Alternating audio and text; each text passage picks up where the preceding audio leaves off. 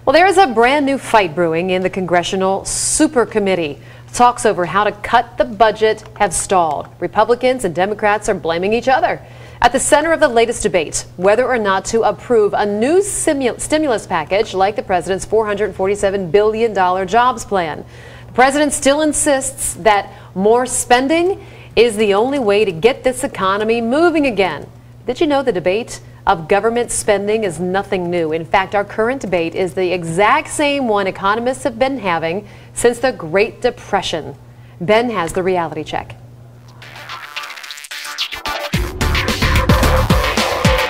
Well, you might know the debate as Tea Party economics versus big government proponents. The debate over whether government should be cutting or spending to end this recession.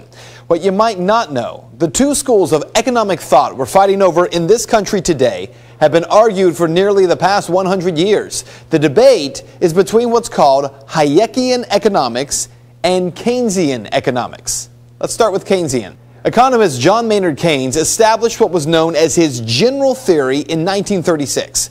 The general theory was designed to explain the Great Depression of 1929 to 1932. Essentially, Keynes believed that during an economic depression or severe recession, automatic forces would not produce a recovery on their own. Ultimately, Keynes claimed that the government needed to run a deficit to whatever extent necessary to offset the decline in consumer spending. To cut spending would only prolong stagnation. Sound familiar? The jobs plan that I've put forward, we know would grow the economy by as much as 2%. We know that it could add as many as 1.9 million jobs. We could put teachers back in the classroom. We can put construction workers back on the job rebuilding our roads and bridges and schools. We know that would work. Well, that is true, at least according to a Keynesian economist. The designer of the Obama $1 trillion stimulus package was Christina Romer, the head of the President's Council of Economic Advisors. Now, Romer claimed that borrowing hundreds of billions of dollars and spending it on solar projects, on green energy, and pouring billions into failed banks would have a precise net effect. Romer claimed that she could calculate that for every dollar of government spending, GDP would increase by $1.57. Unemployment would climb no higher, she said, than 8%. But what actually happened?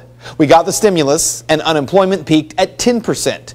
The Keynesian model didn't just get the magnitude of the effect wrong, it got the direction of the effect wrong as well. And that is the contention of the opposing school of economic thought. What you might call Tea Party economics is actually Hayekian economics.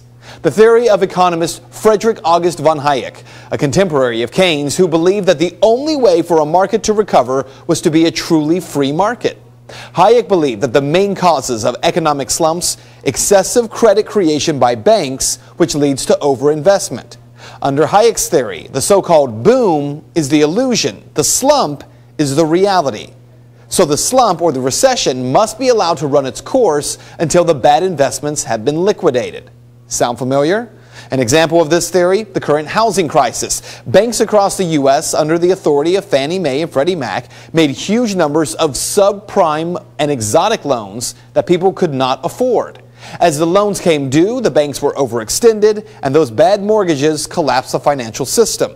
Presidential candidate Mitt Romney alluded to this in an interview in Nevada a couple of weeks ago. Don't try and stop the foreclosure process. Let it run its course and hit the bottom, allow investors to buy homes, put renters in them, fix the homes up, and let it turn around and come back up. And that is also true if you are a believer in the Hayekian economic theory. So here's what you need to know. The so-called Super Committee is fighting over exactly this issue right now. But the biggest difference between the debate over these theories today versus during the Great Depression is our enormous national debt. Economists and politicians after the Great Depression, well, they did not have a $15 trillion debt that grows every day. The stakes in this debate have never been higher. And that is Reality Check.